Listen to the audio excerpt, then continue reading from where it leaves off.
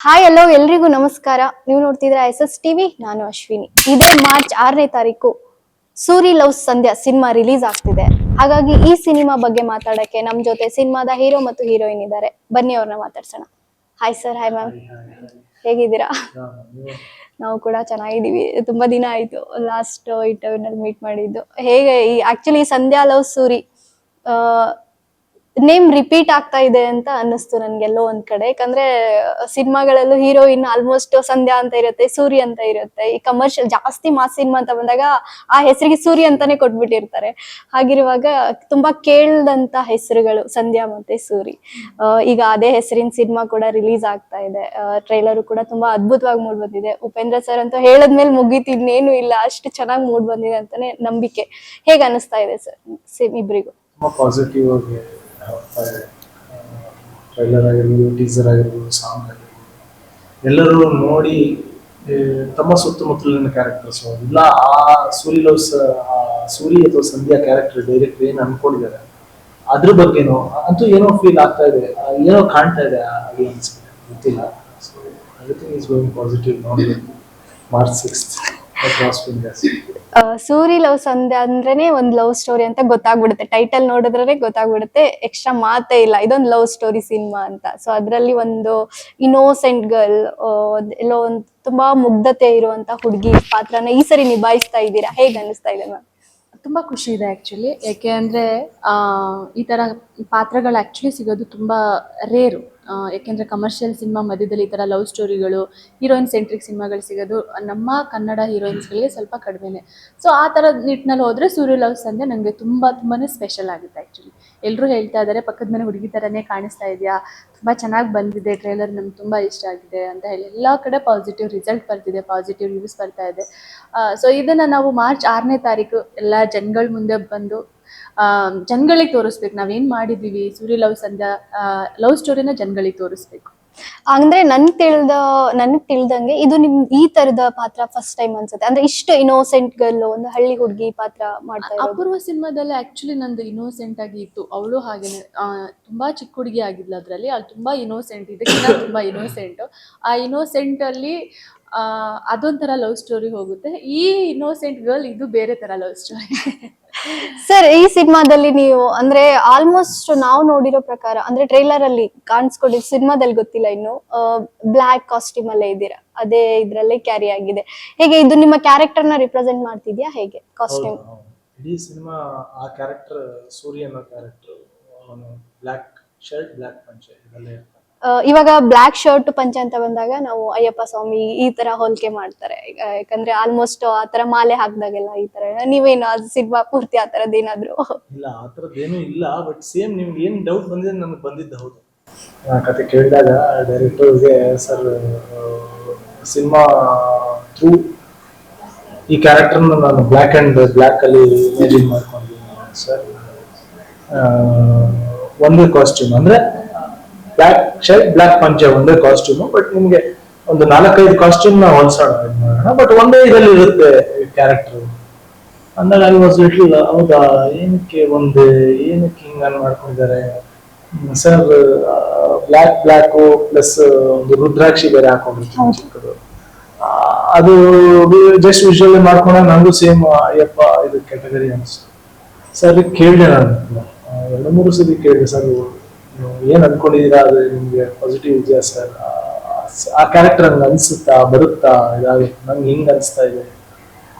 ಇಲ್ಲ ಸರ್, ನಾನು ಏನು ಮೆಟೀರಿಯಲ್ ಸೆಲೆಕ್ಟ್ ಮಾಡಿದ್ದೀನಿ ಅದು ಬೇರೆನೇ ಫೀಲ್ ಕೊಡುತ್ತೆ ನೀವು ಸ್ಕ್ರೀನ್ ಮೇಲೆ ನೋಡಿ.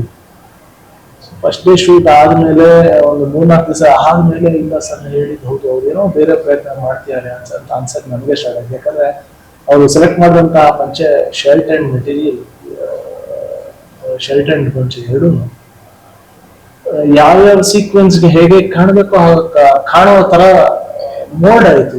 ಗೊತ್ತಿಲ್ಲ ಆ ಕ್ಯಾರೆಕ್ಟರ್ ನಿಮ್ಗೆ ಅದು ಒಂದು ಲವ್ ಸೀಕ್ವೆನ್ಸ್ ಅಲ್ಲೂ ಚೆನ್ನಾಗಿ ಕಾಣ್ತಾ ಇತ್ತು, ಒಂದು ಸ್ಟಂಟ್ ಸೀಕ್ವೆನ್ಸ್ ಅಲ್ಲೂ ಚೆನ್ನಾಗಿ ಕಾಣ್ತಾ ಇತ್ತು, ತುಂಬಾ ಎಮೋಷನಲ್ ಸೀಕ್ವೆನ್ಸ್ ಅಲ್ಲೂ ಚೆನ್ನಾಗಿ ಕಾಣ್ತಾ ಇತ್ತು. ನಾರ್ಮಲಿ ಒಂದೊಂದು ಸೀನ್ಗೆ ಬೇರೆ ಬೇರೆ ಕಲರ್ಸ್ ಸ್ಕೀಮ್ಸ್ ವರ್ಕೌಟ್ ಮಾಡ್ತಾರೆ. ಸ್ವಲ್ಪ ಡಲ್ ಆಗಿರೋದು ಫಾರ್ ತುಂಬಾ ಸೂಪರ್ ಆಗಿರೋ ಸೀನ್ ಅಥವಾ ಸ್ಯಾಡ್ ಆಗಿರೋ ಸೀನ್ ಪ್ಲಾನ್ ಮಾಡ್ತಾರೆ ಟೆಕ್ನಿಷಿಯನ್ಸ್.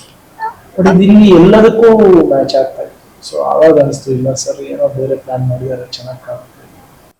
ಸರ್ ಇವಾಗ ಟೆಕ್ನಿಕಲಿ ಅಂತ ಬಂದಾಗ ಬ್ಲ್ಯಾಕ್ ಅನ್ನೋದು ಒಂದು ನೆಗೆಟಿವ್ ಶೇಡ್ ಅಂತ ಹೇಳ್ತಾರೆ. ಇವಾಗ ಇದೊಂದು ಬ್ಲ್ಯಾಕ್ ಶೇಡ್ ಏನಿರುತ್ತೆ ನೆಗೆಟಿವ್ ಶೇಡ್, ಅದನ್ನ ನಾವು ಈ ತರದ್ರಲ್ಲಿ ತೋರಿಸ್ತೀವಿ ಅಂತ ಕೆಲವೊಂದ್ ಕಡೆ ಕೇಳಿರೋ ನೆನಪು. ಹಾಗಿರುವಾಗ ನಿಮ್ದು ಏನಾದ್ರು ನೆಗೆಟಿವ್ ಏನಾದ್ರು ಇದೆಯಾ, ಅಥವಾ ಯಾವ ತರ 2 ಶೇಡ್ ಅಲ್ಲಿ ಏನಾದ್ರು ಕಾಣಿಸ್ಕೊಳ್ತೀರಾ ಅಂತ? ಆಕ್ಚುಲಿ ಈ ರಿಯಲ್ ಇದ್ರ ಪ್ರಕಾರ ಸ್ಪೀಕಿಂಗ್ ಬ್ಲ್ಯಾಕ್ ಇಸ್ ನೆಗೆಟಿವ್ ಅಲ್ಲ, ಅದು ತುಂಬಾ ಪಾಸಿಟಿವ್ ಎನರ್ಜೀಸ್ನ ತುಂಬಾ ಎಳೆಯುತ್ತೆ ಬ್ಲ್ಯಾಕ್. ಆಕ್ಚುಲಿ ವೈಟ್ ಎನರ್ಜೀಸ್ನ ರಿಫ್ಲೆಕ್ಟ್ ಮಾಡೋದು. ಸೊ ಸಿನಿಮಾ ಅಂತ ಬಂದಾಗ ಬ್ಲ್ಯಾಕ್ ಆಗ್ತಾ ಸ್ವಲ್ಪ ನೆಗೆಟಿವ್ ಶೇಡ್ಸ್ ಅಂತ ಇದು ವಾಡಿಕೆ ಇದೆ, ಬಟ್ ಇಲ್ಲ ನೆಗೆಟಿವ್. ಆ ತರ ಮ್ಯಾಮ್, ಸಿನಿಮಾದಲ್ಲಿ ಸಂಧ್ಯಾಗೆ ಸೂರ್ಯ ಎಷ್ಟು ಮುಖ್ಯ? ಅವಳ ಪ್ರಪಂಚನೇ ಸುರು. ಅವನಿಂದ ಮನೆ ಫ್ಯಾಮಿಲಿ ಎಲ್ಲ ಬಿಟ್ರೆ ತನ್ನ ಆಸ್ತಿ ಬೇಡ, ಒಡವೆ ಬೇಡ, ಲೈಫಲ್ಲಿ ಏನು ಬೇಡ, ಸೂರ್ಯ ಒಬ್ಬ ಇದ್ರೆ ಸಾಕು ಅವನಿಗೆ. ಇಡೀ ಪ್ರಪಂಚ ಸುತ್ತರಿಸ್ಕೊಂಡ್ ಬಂದ್ರೆ ಸಾಕು ಅವಳಿಗೆ, ಇನ್ನೇನು ಬೇಡ ಲೈಫಲ್ಲಿ. ಸೊ ಅಷ್ಟು ಹಚ್ಕೊಂಡಿರ್ತಾಳೆ ಸಂಧ್ಯಾ. ಸೂರ್ಯನ ಬಿಟ್ಟು ಆಗೋದಿಲ್ಲ. ಇಬ್ರು ಅವನ ಜೊತೆ ಹ್ಯಾಪಿ ಮೂಮೆಂಟ್ ಇದೆ, ಎಲ್ಲ ಮೂಮೆಂಟ್ ಅಲ್ಲೂ ಅವನ ಜೊತೆ ಇರ್ಬೇಕು, ಆಸೆಗಳನ್ನ ಶೇರ್ ಮಾಡ್ಕೋಬೇಕು, ಆ ತರ ಸಂಧ್ಯಾ. ಯಾಕಷ್ಟಿಷ್ಟ ಸೂರ್ಯ? ಎಲ್ಲ ಲೈಫಲ್ಲೂ ಹಾಗೆ ಇರುತ್ತೆ. ಆಲ್ಮೋಸ್ಟ್ ಲವ್ ಮಾಡಿದವರೆಲ್ಲ ಹಾಗೆ ಇರ್ತಾರೆ. ಎಲ್ಲ ಹುಡುಗಿರಿಗೂ ಆಸೆ ಅದೇ ಇರುತ್ತೆ. ನನ್ನ ಹುಡುಗ ತನ್ನ ಜೊತೆ ಚೆನ್ನಾಗಿರ್ಬೇಕು, ಖುಷಿಯಾಗಿರ್ಬೇಕು, ಟೈಮ್ ಕೊಡ್ಬೇಕು. ಮೇನ್ಲಿ ಹುಡುಗಿರಿಗೆ ಕೆಲವು ಜನ ಅನ್ಕೊಂಡಿರ್ತಾರೆ ಹುಡುಗಿರ್ ಗಿಫ್ಟ್ ಅನ್ನು ಕೊಟ್ಬಿಟ್ರೆ ಸಾಕು ಹುಡುಗಿರ್ ಇದಾಗ್ಬಿಡ್ತಾರೆ ಅಂತ. ಐ ಥಿಂಕ್ ನನಗೆ ಆ ತರ ಏನು ಅನ್ಸಲ್ಲ. ಹುಡುಗಿರಿಗೆ ಟೈಮ್ ಕೊಡ್ಬೇಕು, ಹುಡುಗರಿಗೆ ಟೈಮ್ ಕೊಡ್ಬೇಕು. ಮೇನ್ಲಿ ಅವಳು ಏನ್ ಹೇಳ್ತಾಳೆ ಅಂದ್ರೆ ಏನಾದ್ರೂ ಒಳ್ಳೇದ್ ಹೇಳ್ದಾಗ ಅದನ್ನ ಕೇಳ್ಬೇಕು. ಆ ತರ ಎಲ್ಲ ಆಸೆಗಳಿರುತ್ತೆ. ಆ ತರದ್ರಲ್ಲಿ ಸೂರಿ ಸಂಧ್ಯಾ ಮಾತನ್ನ ಕೇಳ್ತಾರೆ. ಇವಾಗ ಆಲ್ಮೋಸ್ಟ್ ಕೆಲವೊಂದು ಲವ್ ಸ್ಟೋರಿ ಸಿನಿಮಾಗಳಲ್ಲಿ ಹೀರೋ ತುಂಬಾ ರಫ್ ಇರ್ತಾರೆ. ಈ ತರದಲ್ಲಿ ಹೀರೋಯಿನ್ ಅವ್ರ ಲೈಫ್ ಅಲ್ಲಿ ಎಂಟ್ರಿ ಆಗಿದ ತಕ್ಷಣ ತುಂಬಾ ಸಾಫ್ಟ್ ಆಗೋದು, ಎಲ್ಲಾನು ಬಿಟ್ಬಿಡೋದು, ಈ ತರ ಇರುವಾಗ ನಿಮ್ಮ ಏನಾದ್ರು ಇದೆಯಾ ಅಥವಾ ಹೇಗೆ?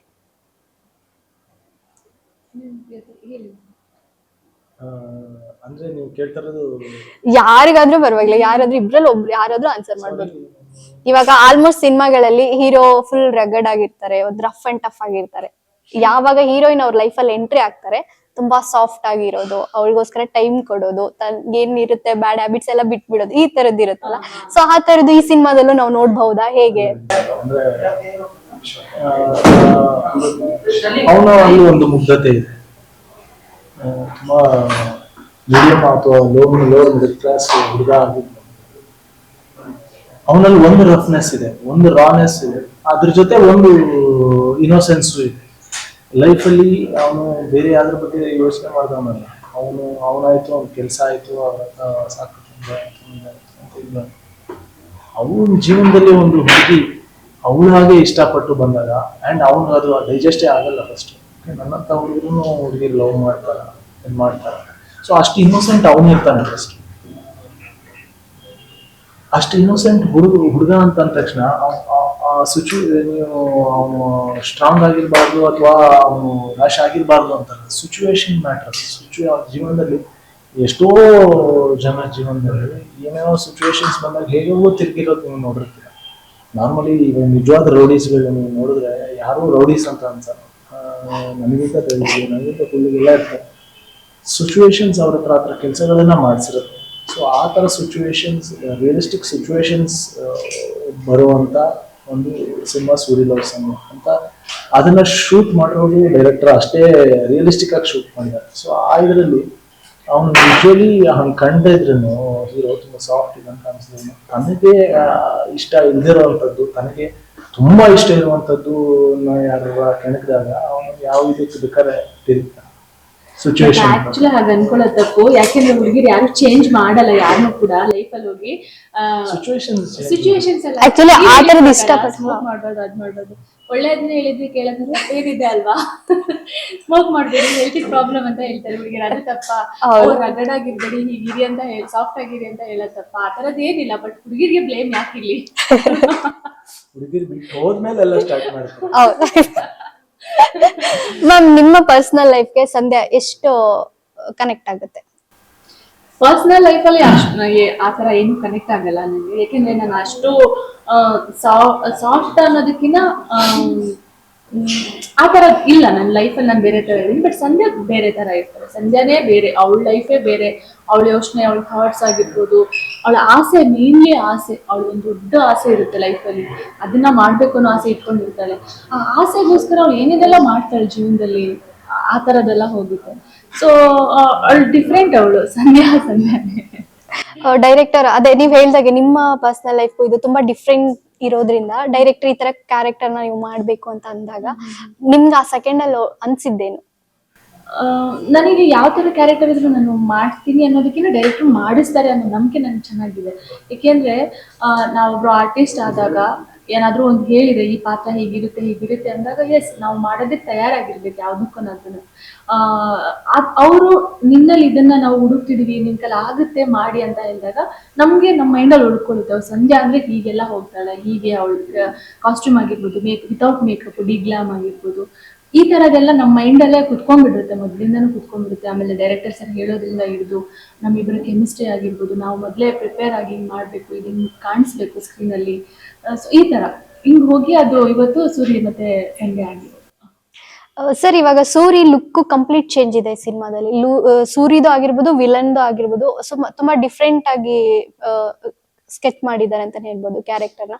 ಸೊ ಈ ಕ್ಯಾರೆಕ್ಟರ್ ಈ ತರದ್ದು ಲುಕ್ ಅಷ್ಟು ಅವಶ್ಯಕತೆ ಇತ್ತ ಸಿನಿಮಾಕ್ಕೆ ಅಂತ? ಡೈರೆಕ್ಟರ್ ಅಂದ್ರೆ ಒಂದು ಕ್ಯಾರೆಕ್ಟರ್ನ ಮಾಡ್ಕೊಂಡಾಗ ಡೈರೆಕ್ಟರ್ ನಾರ್ಮಲಿ ಇಟ್ಕೊಳ್ಳೋದು ಅಂತಂದ್ರೆ ಬೇರೆ ತರ ನಾನು ಹೇಗೆ ತೋರಿಸ್ಬೋದು ಅಂತ ಆ ತರ ತೋರಿಸ್ಬೇಕು ಅಂದಾಗ ಮೋಸ್ಟ್ಲಿ ಸೂರಿಗೆ ಈ ತರ ಪಂಚೆ ಶರ್ಟ್ ಗಡ್ಡ ಬಿಜಿ ಕ್ಯಾರೆಕ್ಟರ್ನ ಈ ತರ ಪೋಟ್ರೆ ಮಾಡಬೇಕು ಅಂತ ಅವ್ರು ಮಾಡಿದಾಗ ಗಡ್ಡ ಬಿಜಿ ಕ್ಯಾರೆಕ್ಟರ್ ಏನ್ ಸ್ಕ್ರೀನ್ ಮೇಲೆ ಕಾಣುತ್ತೆ ಇದಾಗಿದೆ. ಸೊ ಈ ಡೈರೆಕ್ಟರ್ಗೆ ಅದೊಂದು ಇರುತ್ತೆ, ನಾನು ಹೇಳೋ ಕ್ಯಾರೆಕ್ಟರ್ಸ್ ಏನೋ ಹೊಸದಾಗಿ ಹೇಳ್ಬೇಕು, ಏನೋ ಬೇರೆ ತರ ಕಾಣಿಸ್ಬೇಕು ಒಂದು ಸಿನಿಮಾ. ಸೊ ಆ ಪ್ರಯತ್ನ ಈ ತರ ಕ್ರಿಯೇಟ್ ಆಗಿದೆ. ಸರ್ ನಿಮ್ಮ ಸಿನಿಮಾಗಳು ನೋಡ್ತಾ ಬಂದ್ರೆ ಪ್ರತಿಯೊಂದು ಸಿನಿಮಾನು ಡಿಫ್ರೆಂಟ್ ಆಗಿ ನೀವು ಸ್ಕ್ರಿಪ್ಟ್ ಅನ್ನ ಆಯ್ಕೆ ಮಾಡ್ಕೋತೀರಾ. ಸೊ ಹಾಗಿರುವಾಗ ಇದು ಕೂಡ ತುಂಬಾ ಹಿಂದೆ ಮಾಡಿರೋಕ್ಕಿಂತ ಇದು ತುಂಬಾ ಡಿಫ್ರೆಂಟ್ ಆಗಿರುತ್ತೆ ಅನ್ನೋದು ನಮ್ಮ ನಂಬಿಕೆ. ಸೊ ಆ ವಿಷಯದ ಹೇಳೋದಾದ್ರೆ ಏನ್ ಹೇಳ್ತೀರಿ? ಲಕ್ಕಿ ಅಂತ ಅನಿಸುತ್ತೆ. ದೇವರ ನನಗೆ ಬರುವಂಥ ಸಬ್ಜೆಕ್ಟ್ಸ್ಗಳು ಬೇರೆ ಬೇರೆ ಕ್ಯಾಟಗರಿಯ ಸಬ್ಜೆಕ್ಟ್ಸ್ಗಳು ಬರ್ತಾಯಿದೆ ನೆಕ್ಸ್ಟ್ ಮಾಡ್ಕೊಳ್ಳೋವಂಥ. ಮೊದಲು ಅದೇ ಪ್ರಯತ್ನ ಇತ್ತು, ಬೇರೆ ಬೇರೆ ಥರ ಮಾಡಬೇಕು ಅಂತ ಹುಡುಕಿದಾಗ ನನಗೆ ಅಷ್ಟು ಸಬ್ಜೆಕ್ಟ್ಸ್ಗಳು ಬರಲಿಲ್ಲ. ಈಗ ಅದಾದಾಗೆ ನಾನು ಏನು ಬೇಕಾದ್ರೂ ಏನು ಬಂದರೂ ನನ್ನ ದಾರಿಲಿ ನಾನು ಅದನ್ನು ಮಾಡ್ತೀನಿ ಅನ್ನೋ ಟೈಮಲ್ಲಿ ಈಗ ದೇವರು ನನಗೆ ಒಳ್ಳೊಳ್ಳೆ ಸ್ಕ್ರಿಪ್ಟ್ಸ್ಗಳು, ಒಳ್ಳೊಳ್ಳೆ ತಂಡಗಳು, ಒಳ್ಳೊಳ್ಳೆ ಡೈರೆಕ್ಟರ್ಸ್. ಸೊ ಅದೇ ಆಶೀರ್ವಾದ ಅಂತ ಅನ್ಸುತ್ತೆ, ಗೊತ್ತಿಲ್ಲ. ಬಟ್ 100% ಸೂರಿ ಈ ಲವ್ ಸಂಧ್ಯಾ ಎಲಿಗೇಟ್ ಮಾಡೋದಕ್ಕೆ ತುಂಬಾ ಬೇರೆ. ಆಕ್ಚುಲಿ ಅಂದ್ರೆ ಹೇಗಂದ್ರೆ ಇವಾಗ ನಿಮ್ದು ಅಂದ್ರೆ ಇವಾಗ ಕಡಿಮೆ ಸಿನಿಮಾಗಳಂತಾನೆ ಹೇಳ್ಬೋದು, ಒಂದು 4-5 ಸಿನಿಮಾ ಅಂತಾನೆ ಹೇಳ್ಬೋದು. ಹೀಗಿರುವಾಗ ನಿಮ್ಮ ಕಡೆಯಿಂದ ಅಟ್ಲೀಸ್ಟ್ ನಮಗೊಂದು ವರ್ಷಕ್ಕೊಂದು 2-3 ಸಿನಿಮಾ ಆದ್ರೂ ಸಿಗ್ಬೇಕು ಅನ್ನೋದು ಮುಂದೆ ಬರುತ್ತೆ ಬಿಡಿ. ಸಂಧ್ಯಾ ಆಯ್ತಲ್ವಾ ಸರಿ, ಹೇಗೆ ಸರ್ ನೀವು ಸ್ಕ್ರಿಪ್ಟ್ ಅನ್ನ ಅಷ್ಟು ಆಯ್ಕೆ ಮಾಡ್ಕೊಂಡು ಸೆಲೆಕ್ಟ್ ಮಾಡ್ಕೊಂಡು ಒಪ್ಕೋತಿದ್ದೀರಾ ಅಥವಾ ಹೇಗೆ ಸರ್? ಯಾಕಂದ್ರೆ ಒಂದು ಆಸ್ ಅ ಫ್ಯಾನ್ ಆಗಿನೂ ಹೇಳ್ಬೋದು, ತುಂಬಾ ಜಾಸ್ತಿ ಬರ್ಲಿ ನಿಮ್ಮಿಂದ ಸಿನಿಮಾ ಅನ್ನೋದು ಒಂದಷ್ಟೇ ಅಭಿಪ್ರಾಯ. ಬಟ್ ಆಕ್ಚುಲಿ ಹೇಳ್ದಲ್ಲ, ಇನ್ನು 4ನೇ ಸಿನಿಮಾ ಇದಾಗ್ತಿರೋದು, ನಮ್ಗೆ ಅಷ್ಟು ಲಕ್ಸುರಿ ಇರಲ್ಲ ತುಂಬಾ ಸ್ಕ್ರಿಪ್ಟ್ಸ್ಗಳಲ್ಲಿ ಈ ಸ್ಕ್ರಿಪ್ಟ್ ನಾನು ಮಾಡ್ತೀನಿ ಸೆಲೆಕ್ಟ್ ಮಾಡೋ ಅಷ್ಟು. ನಮ್ಮ ದಾರಿಲಿ ಬರೋದನ್ನೆಲ್ಲ ತಗೊಂಡು ಮಾಡ್ತಾ ಇದ್ದೀನಿ. ಸೊ ಹೇಳಿದ್ನಲ್ಲ, ದೇವರ ಆಶೀರ್ವಾದ ಆ್ಯಂಡ್ ಡೈರೆಕ್ಟರ್ಸ್ಗಳ ಬಿಲೀಫ್, ಓಕೆ ನಾನು ಮಾಡ್ಬಂದೆ ಅನ್ನೋ ಒಂದು ಇದೇನೋ ಅವರ ಇದು ಆ್ಯಂಡ್ ಪ್ರೊಡಕ್ಷನ್ ಹೌಸಸ್ಗಳ ಇದು ಸೆಲೆಕ್ಟ್ ಮಾಡ್ತಾ ಇದ್ದಾರೆ, ಇಲ್ಲ ಬೇರೆ ಥರ ಕ್ಯಾರೆಕ್ಟರ್ಸ್ಗಳನ್ನ ನಾನು ಹಾಕೋತಾ ಇದ್ದಾರೆ. ಸೊ ನಮ್ಮ ಫಾರ್ಚುನೇಟ್ ಇಲ್ಲ ಬ್ಲೆಸ್ಡ್ ಅಂತ ಅನ್ಸುತ್ತೆ. But I am very thankful to every director and producer ನಾನು ಯಾರು ಮಾಡ್ತಾ ಇರೋ.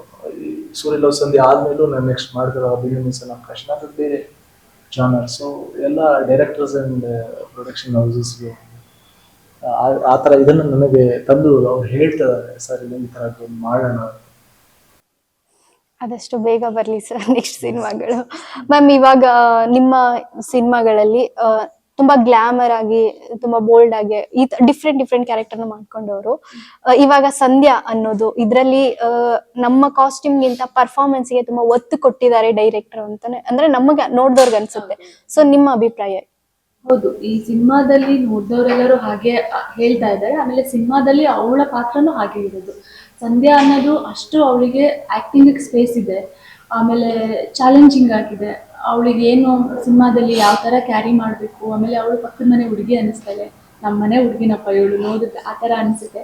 ಸೊ ನಮ್ಮ ಡೈರೆಕ್ಟರ್ ಸರ್ ಮೊದಲೇ ಪ್ಲ್ಯಾನ್ ಮಾಡ್ಕೊಂಡಿದ್ರು, ಹೀಗೆ ಬೇಕು ಅವಳ ಹೇರ್ ಸ್ಟೈಲ್ ಆಗಿರ್ಬೋದು, ಅವಳ ಕಾಸ್ಟ್ಯೂಮ್ ಆಗಿರ್ಬೋದು, ಹಿಂಗೆ ಬೇಕು. ಸಂಧ್ಯಾ ಅಂದರೆ ಹಿಂಗೆ ಇರ್ತಾಳೆ, ಸೂರ್ಯ ಅಂದರೆ ಹೀಗಿರ್ತಾನೆ, ಅವನು ಒಂದು ಪಂಚೆ ಮತ್ತು ಶರ್ಟ್ ಹಾಕ್ಕೊಂಡಿರ್ತಾನೆ. ಈ ಥರ ಕ್ಯಾರೆಕ್ಟರೈಸೇಷನ್ ಮೊದಲೇ ಮಾಡ್ಕೊಂಡಿದ್ದಾಗ ಸೊ ನಮ್ಗೆ ತುಂಬ ಈಸಿ ಆಯಿತು. ಯಾವಾಗ ಸ್ಟೋರಿ ನರೇಟ್ ಮಾಡಬೇಕಾದ್ರೆ ಹೇಳಿದಾಗ ತುಂಬ ನಮ್ಗೆ ಹೋಯ್ತು ಮೈಂಡಿಗೆ. ಒಂದ್ಸಲ ಹೇಳಿದ್ದು, ಸೊ ಸಂಧ್ಯಾ ಹಿಂಗೆ ಇರ್ತಾಳೆ, ಇದನ್ನ ನಾವು ಇನ್ನೆಲ್ಲೂ ಅವ್ರು ನಮ್ಗೆ ಹೇಳಲಿಲ್ಲ, ನಾವು ಮತ್ತೆ ಅದನ್ನ ಹಿಂಗೆ ಕೇಳಕ್ಕೂ ಹೋಗಲಿಲ್ಲ. ಯಾಕೆಂದ್ರೆ ನಾವು ಆಲ್ರೆಡಿ ಪರಕಾಯ ಪ್ರವೇಶ ಮಾಡಿ ಆಲ್ರೆಡಿ ನಾವು ಇದ್ವಿ ಅಲ್ಲಿ ಸೆಟ್ಟಲ್ಲಿ. ಬಂದ್ರೆ ಎಲ್ಲರಿಗೂ ಗೊತ್ತಾಗ್ತಿತ್ತು ಸೂರಿ ಮತ್ತೆ ಧನ್ಯ ಬಂದ್ರು. ಆ ತರ ನಮ್ಮಿಬ್ಬರನ್ನ ಅಲ್ದೇನೆ ಬೇರೆ ಕ್ಯಾರೆಕ್ಟರ್ಗಳು ಹಾಗೇನೆ ಇದ್ದು ಅದೊಂಥರ ಚಂದ ಇರ್ತಿತ್ತು ಸಿನಿಮಾ ಸೆಟ್ಟಲ್ಲಿ ನೋಡೋದಕ್ಕೆ. ಇವಾಗ ಅದೇ ಮೇನ್ ಉಪ್ಪಿ ಸರ್ ಸಪೋರ್ಟ್ ಇವಾಗ ನಿಂತ್ಕೊಂಡಿದ್ದಾರೆ ಅಂತಾನೆ ಹೇಳ್ಬೋದು. ಆಕ್ಚುಲಿ ಅವರು ತುಂಬಾ ಆಲ್ರೆಡಿ ಮೆಚ್ಕೊಂಡ್ಬಿಟ್ಟಿದ್ದಾರೆ ಸಿನಿಮಾನ ಅಂತಾನೆ ಹೇಳ್ಬೋದು. ಸೊ ಅವರು ಹೇಳಿದಾಗ ಈ ಸಿನಿಮಾನ ನೋಡ್ದೆ ಹೀಗಿದೆ ಅಂತ ಅವ್ರ ಕಡೆಯಿಂದ ಮಾತುಗಳು ಬಂದಾಗ ಹೇಗ್ ಅನಿಸ್ತು ಸರ್?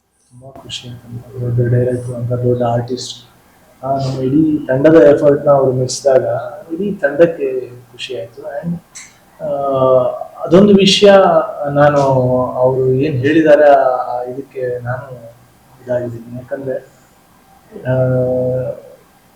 ಸಿನಿಮಾ ಅನ್ನೋದು ನಮ್ಮಿಬ್ಬರಿಂದ ಅಥವಾ ಒಬ್ಬರಿಂದ ಅಥವಾ ಡೈರೆಕ್ಟರ್ ಇಬ್ಬರಿಂದ ಮಾಡಬೇಕಾಗಲ್ಲ. ತಂಡದ ಎಲ್ಲ ಟೆಕ್ನಿಷಿಯನ್ಸ್ ಎಫರ್ಟು ಅಲ್ಲಿ ಬೇಕು. ನಿಮಗೆ ಫೈನಲಿ ನಮ್ಮ ಸಿನಿಮಾ ನೋಡಿದಾಗ ಅದು ಕಾಣುತ್ತೆ. ಡೈರೆಕ್ಟರಿಂದ ಹಿಡಿದು ಅವ್ರು ಸೆಲೆಕ್ಟ್ ಮಾಡಿದಂಥ ಹೋಲ್ ಟೀಮ್ ಎಫರ್ಟ್ ತುಂಬ ಚೆನ್ನಾಗಿ ಆನ್ ಸ್ಕ್ರೀನ್ ಕಾಣುತ್ತೆ. ಅವ್ರದ್ದು ರೀಸೆಂಟ್ UI ಸಿನಿಮಾ ರಿಲೀಸ್ ಆಗಿತ್ತು, ನೋಡಿದ್ರ ಸರ್ ಸಿನಿಮಾನ? ಎಷ್ಟು ಇಷ್ಟ ಆಯ್ತು ನಿಮ್ಗೆ ಸಿನಿಮಾನು? ಇಲ್ಲ, ಅವ್ರ ಥಾಟ್ ಪ್ರೋಸೆಸ್ನ ಡೈಜೆಸ್ಟ್ ಮಾಡ್ಕೊಳ್ಳೋದು ತುಂಬ ಕಷ್ಟದ ವಿಷಯ. ಆ್ಯಂಡ್ ಅದಕ್ಕೆ ನಾವು ಇನ್ನೂ ತಿಳ್ಕೊಂಡು ನೋಡಬೇಕಾದಂತಹ ಇದು. ಬಟ್ ಏನೇ ಆದ್ರೂ ಅವರು ಕೊಡುವಂಥ ವಿಷಯ, ಸಿನಿಮಾ ನೋಡಿ ನಾವು ಇನ್ನೂ ಒಂದು ವರ್ಷ ಅದ್ರ ಬಗ್ಗೆ ಯೋಚನೆ ಮಾಡಿದ್ರು. ಓ ಇಲ್ಲ, ಇವ್ರು ಹಿಂಗಂದಿದ್ರು, ಓ ಇದಕ್ಕೋಸ್ಕರ ಇದನ್ನು ಹಿಂಗೆ ಹೊಂದಿದ್ರು, ಓಕೆ.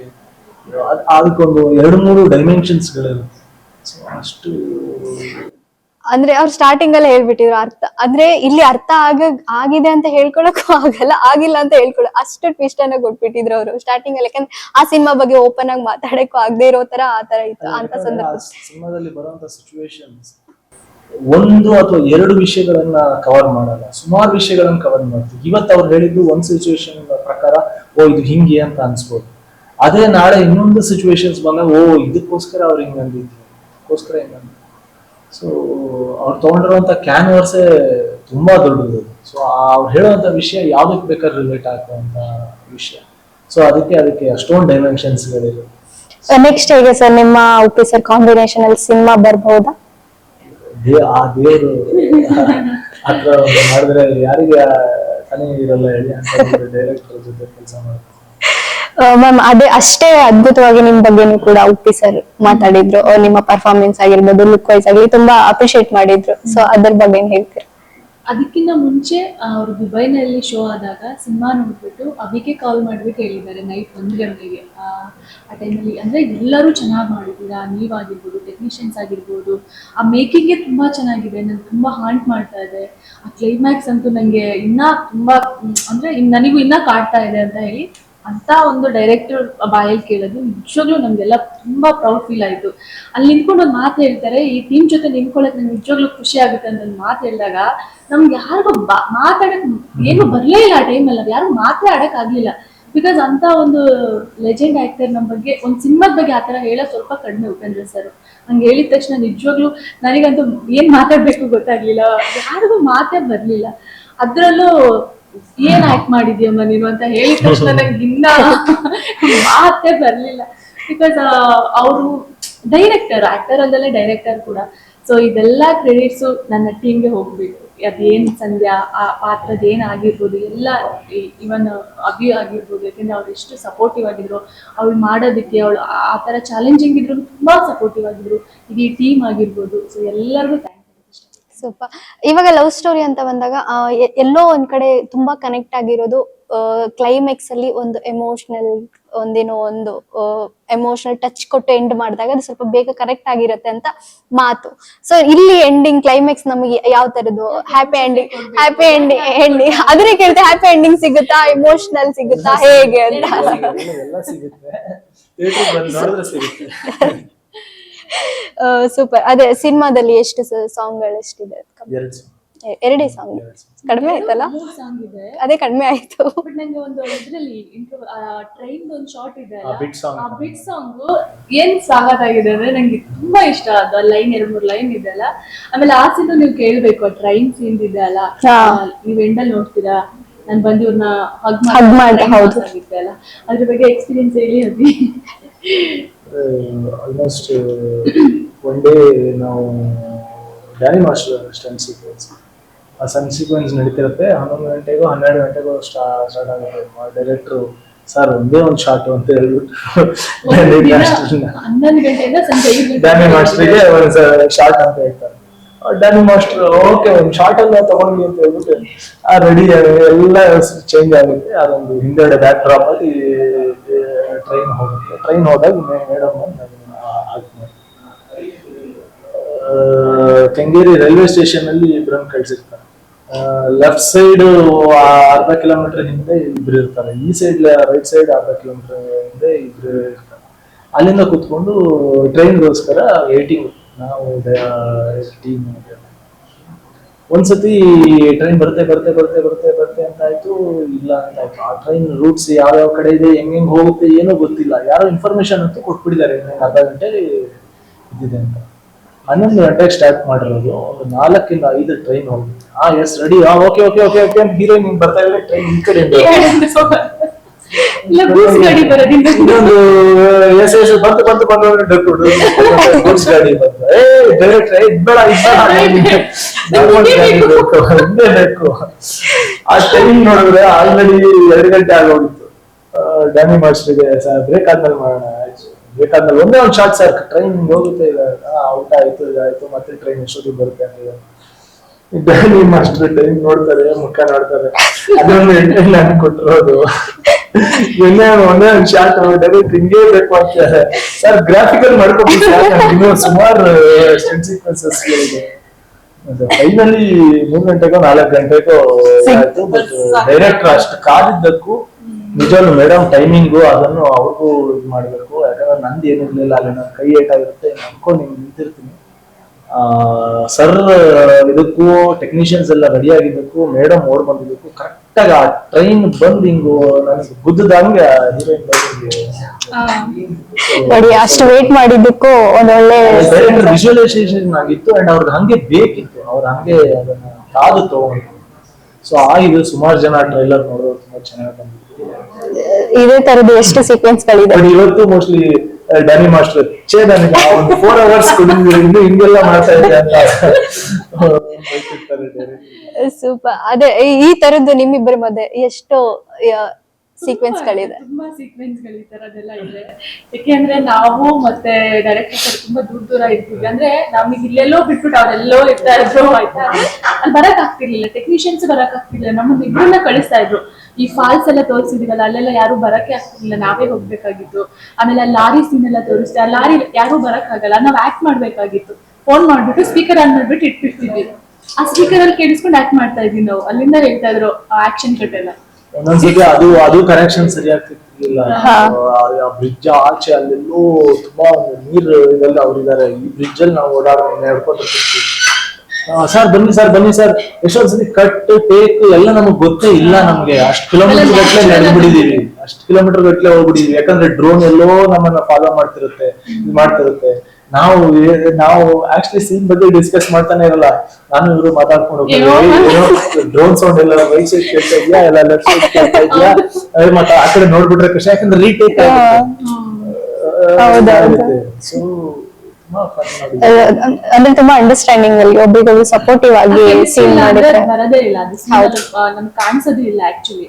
ಸೊ ನಾವ್ ಹೇಗೆ ಸಪೋರ್ಟಿವ್ ಆಗಿರ್ತೀವಿ, ಇವನ್ ನಾವು ಆರ್ಟಿಸ್ಟ್ ಆದ್ರೆ ಎಲ್ಲರೂ ಸಪೋರ್ಟ್ ಮಾಡಿದ್ರೆ ಮಾತ್ರ ಒಂದು ಸಿನಿಮಾ ಅಷ್ಟೇ ಚೆನ್ನಾಗಿ ಬರೋದಕ್ಕೆ ಸಾಧ್ಯ. ಇವಾಗ ಏನ್ ನಮ್ಗೆ ಎಲ್ಲೇ ಹೋದ್ರು ಬರೀ ಟ್ರೈಲರ್ ಬಗ್ಗೆ ಇಷ್ಟು ಪಾಸಿಟಿವ್ ರೆಸ್ಪಾನ್ಸ್ ಇದೆ, ಯಾಕೆಂದ್ರೆ ಅಲ್ಲಿ ಗೊತ್ತಾಗ್ತಿದ್ದಾರೆ ಸೂರಿ ಮತ್ತೆ ಸಂಧ್ಯಾ ಕಾಣಿಸ್ತಾ ಇದ್ದಾರೆ, ನಿಮ್ಗೆ ಅಷ್ಟರಲ್ಲೇ ಕಾಣಿಸ್ತಿದ್ದಾರೆ 2-3 ನಿಮಿಷ ಹೋಗ್ತಿರೋದ್ರಲ್ಲೇ. ಸೊ ಇಡೀ ಸಿನಿಮಾ ನಿಮ್ಗೆ ಹಾಂಟ್ ಮಾಡುತ್ತೆ, ಎಲ್ಲರಿಗೂ ಕಾಡುತ್ತೆ, ಅದಂತೂ ಆ ಮಾತು ನಿಮ್ ಕಣ್ಣಲ್ಲೇ ಕಾಣಿಸ್ತಿದೆ ಅದೆಷ್ಟಿದೆ. ಇಲ್ಲ ಈ ಸಿನಿಮಾ ಎಲ್ಲರಿಗೂ ಕಾಡುವಂತ. ನನಗೂ ಅಷ್ಟೇನೆ ತುಂಬಾ ಎಮೋಷನಲ್ ಆಗಿ ಹೋದ್ರೆ ಎಮೋಷನಲ್ ಆಗ್ತೀವಿ, ಹ್ಯಾಪಿ ಆಗೋದ್ರೆ ವಾವ್ ಅನ್ಸುತ್ತೆ, ಎಲ್ಲ ತರ ಕನೆಕ್ಟ್ ಆಗ್ತಾರೆ, ಎಲ್ಲ ಲವರ್ಸ್ ಕನೆಕ್ಟ್ ಆಗ್ತಾರೆ. ಆಕ್ಚುಲಿ ಇವತ್ತಿನ ಕಾಲದಲ್ಲಿ ಎಲ್ಲ ಹುಡುಗರಿಗೆ ಕನೆಕ್ಟ್ ಆಗುತ್ತೆ. ಸರ್, ಇವಾಗ ನಿಮ್ಮಷ್ಟೇ ವೇಟೇಜ್ ಇರುವಂತ ಕ್ಯಾರೆಕ್ಟರ್ ನೆಗೆಟಿವ್ ಶೇಡ್ ವಿಲನ್ ಬಗ್ಗೆ ಏನ್ ಹೇಳ್ತೀರಾ? ವಿಲನ್ ಪ್ರತಾಪ್ ನಾರಾಯಣ ಅವರು ಮಾಡಿದ್ದಾರೆ, ತುಂಬಾ ಬ್ಯೂಟಿಫುಲ್ ಆಗಿ ಮಾಡಿದ್ದಾರೆ. ಅಗೈನ್ ಉಪೇಂದ್ರ ಸರ್ ಅವ್ರ ಬಗ್ಗೆನೂ ಅದನ್ನೇ ಹೇಳಿದ್ರು, ನಮ್ಗೆ ಬರ್ತೀರಾ ಕಾಣ್ತೀರಾ ಸ್ಕ್ರೀನ್ ಮೇಲೆ ಅಂತ. ನಿಜವಾಗ್ಲೂ ಅಷ್ಟೇ ಬ್ಯೂಟಿಫುಲ್ ಆಗಿ ಮಾಡಿದ್ದಾರೆ. ನಿಜವಾಗ್ಲೂ ಆ ಲೆವೆಲ್ ಅವನು ಆಕ್ಟ್ ಮಾಡ್ತಾನೆ ಅನ್ನೋ ಇದೆ ನನಗೆ ಗೊತ್ತಿಲ್ಲ. ಯಾಕಂದ್ರೆ ನನಗೆ ಇಂಡಸ್ಟ್ರಿಗೆ ಬರೋಕ್ಕಿಂತ ಮುಂಚೆಯಿಂದ ನಾನು ಪರಿಚಯ BHS ಓದಿದ್ದು, ನಾನು ವಿಜಯ ಕಾಲೇಜಲ್ಲಿ ಕ್ರಿಕೆಟಿಂಗ್ ಫ್ರೆಂಡ್ಸ್. ಬಟ್ ಅವರು ಬೆಂಕಿಪಟ್ಟಣ ಅಂತ ಮಾಡಿದಾಗ ನಾನು ಕ್ರಿಕೆಟ್ ಆಡ್ತಾ ಇದ್ದ ನನ್ನ ಜೊತೆ ಸಿನಿಮಾ ಇಂಡಸ್ಟ್ರಿಗೆ ಬಂದಿದ್ದಾನೆ ಅಂತ ಆವಾಗ ನನಗೆ ತುಂಬ ಖುಷಿಯಾಗಿತ್ತು. ಬಟ್ ಅಲ್ಲಿಂದ ಇಲ್ಲಿವರೆಗೆ ಅವರ ಜರ್ನಿ ಆ್ಯಂಡ್ ಮೆಚುರಿಟಿ ಸ್ಕ್ರೀನ್ ಮೇಲೆ ಅವರು ನೋಡಿದಾಗ ತುಂಬ ಆಶ್ಚರ್ಯ ಆಗುತ್ತೆ. ಸುರೇಂದ್ರ ಸಂಧ್ಯಲ್ಲಂತೂ ಏನ್ ಬೇಕು ಅದನ್ನ ತಗೊಂಡಿದೆ, ಯಾವ ಕ್ಯಾರೆಕ್ಟರ್ ಬೇಕು, ಹೇಗ್ ಬೇಕು ಅನ್ನೋದನ್ನ ಸಿನಿಮಾ ಅದಾಗೆ ತಗೊಂಡು ಚೆನ್ನಾಗಿ ನೋಡ್ಬಂದ. ಈ ಸಿನಿಮಾ ಹೇಗೆ ಕಂಪ್ಲೀಟ್ ಲವ್ ಸ್ಟೋರಿನ ಅಥವಾ ಕಂಪ್ಲೀಟ್ ಫ್ಯಾಮಿಲಿ ಎಂಟರ್ಟೈನ್ಮೆಂಟ್ ಕಾಮಿಡಿ ಎಲ್ಲ ಮಿಕ್ಸ್ ಆಗಿರುವಂತ ಸಿನಿಮಾನ ಹೇಗೆ? ಕಾಮಿಡೀಸ್ ಇದೆ, ಫ್ಯಾಮಿಲಿ ಎಂಟರ್ಟೈನ್ಮೆಂಟ್ ಇದೆ, love story, very naturally shot. Super. Finally March 6ಗೆ ಸಿನಿಮಾ ರಿಲೀಸ್ ಆಗ್ತಾ ಇದೆ, ಆಡಿಯನ್ಸ್ಗೆ ಏನ್ ಹೇಳ್ತೀರಾ? ಆಡಿಯನ್ಸ್ಗೆ ನಾನು ಹೇಳೋದು, ನಮ್ಮ ಎಲ್ಲ ಪ್ರಯತ್ನದಲ್ಲಿ ನಾವು ಮಾಡೋ ಒಂದು ಸಿನಿಮಾದಲ್ಲಿ ಅದನ್ನು ನಿಮ್ಮ ಮುಂದೆ ತಂದಿಟ್ಟು ಎಲ್ಲರೂ ಆದಷ್ಟು ಜಾಸ್ತಿ ಜನಕ್ಕೆ ನಮ್ಮ ಸಿನಿಮಾನ ತೋರಿಸ್ಬೇಕು ಅನ್ನೋ ಹಂಬಲ ನಮಗೆ. ಸೊ ನೀವೆಲ್ಲ March 6th ಥಿಯೇಟ್ರಿಗೆ ಬಂದು ಸೂರಿ ಲವ್ ಸಂಧ್ಯಾ ನೋಡೋ ಮೂಲಕ ನಮ್ಮ ಟೀಮ್ನ ಪ್ರೋತ್ಸಾಹಿಸಿ ಈ ಎಲ್ಲ ನಮ್ಮ ತಂಡಕ್ಕೆ ಬೆನ್ನೆಲುಬಾಗಿ ನಿಲ್ಲಿ ಅಂತ ಹೇಳ್ತೀನಿ. Thank you ma'am. Suri love Sandhya ಇದೆ March 6ನೇ ತಾರೀಕು ಒಂದು ಒಳ್ಳೆ ಸಿನಿಮಾ, ಒಂದು ಒಳ್ಳೆ ಲವ್ ಸ್ಟೋರಿ, ಒಂದು ಒಳ್ಳೆ ಫ್ಯಾಮಿಲಿ ಎಂಟರ್ಟೈನ್ಮೆಂಟ್. ಸೊ ಒಂದು ಒಳ್ಳೆ ಸಿನಿಮಾ ಥಿಯೇಟರಿಗೆ ಬಂದಾಗ ಯಾರು ಮಿಸ್ ಮಾಡ್ಕೋಬೇಡಿ. ಯಾಕೆಂದ್ರೆ ಕನ್ನಡ ಸಿನಿಮಾಗಳಿಗೆ ನಾವೇ ಕನ್ನಡಿಗರೇ ಪ್ರೋತ್ಸಾಹ ಕೊಡ್ಬೇಕು, ಅವಾಗ ಒಂದು ಒಳ್ಳೆ ಸಿನಿಮಾ ಆಗಕ್ ಸಾಧ್ಯ. ಯಾವುದೋ ಬೇರೆ ಸಿನಿಮಾ, ಬೇರೆ ಲ್ಯಾಂಗ್ವೇಜ್ ಸಿನಿಮಾ ನೋಡ್ಬಿಟ್ಟು ಅದು ಹಾಗಿದೆ ಹೀಗಿದೆ ಅನ್ನೋ ಬದಲು ನಮ್ಮ ಕನ್ನಡ ಸಿನಿಮಾ ನೋಡಿ ಆ ಸಿನಿಮಾ ಚೆನ್ನಾಗಿದ್ರೆ ಒಂದು ಒಳ್ಳೆ ರಿವ್ಯೂಸ್ ಆಗಿರ್ಬೋದು, ಆ ಥರದ್ದೆಲ್ಲ ಮಾಡಿದ್ರೆ ನಮಗೂ ತುಂಬಾ ಒಳ್ಳೆ ಹೆಲ್ಪ್ ಆಗುತ್ತೆ. ಒಂದಂತೂ ಹೇಳ್ತೀವಿ, ಸಿನಿಮಾ ತುಂಬಾ ಚೆನ್ನಾಗಿ ಬಂದಿದೆ, ಎಲ್ಲರೂ ಇಷ್ಟಪಡುವಂತಹ ಸಿನಿಮಾ, ಕೊಟ್ಟಿರೋ ಕಾಸಿಗೆ ಎಲ್ಲೂ ಮೋಸ ಆಗೋದಿಲ್ಲ. ಸೊ ಥಿಯೇಟ್ರಲ್ಲಿ ಕನ್ನಡ ಸಿನಿಮಾನ ಉಳಿಸಿ ಬೆಳೆಸಿ, ಹಾಗೆ ನಮ್ಮ ಸೂರಿ ಲವ್ ಸಂಧ್ಯಾ ಟೀಮ್ನ ನಿಮ್ ಜೊತೆ ಮಾತಾಡಿ ಖುಷಿ ಆಯ್ತು. ಇನ್ನೇನ್ ಸಿನಿಮಾ ರಿಲೀಸ್ ಆಗ್ತಿದೆ, ಸಿನಿಮಾಗೆ ಮತ್ತೆ ನಿಮ್ಗೆ all the best. Thank you. SSTV cinema ಜಗತ್ತಿನ ಕ್ಷಣ ಕ್ಷಣದ ಸುದ್ದಿಯೊಂದಿಗೆ.